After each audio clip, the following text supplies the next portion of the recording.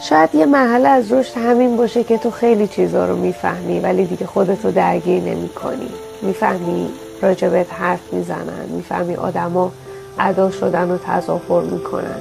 اغلب درون و افکار دیگران رو میبینی ولی دیگه به روی خودت نمیاری.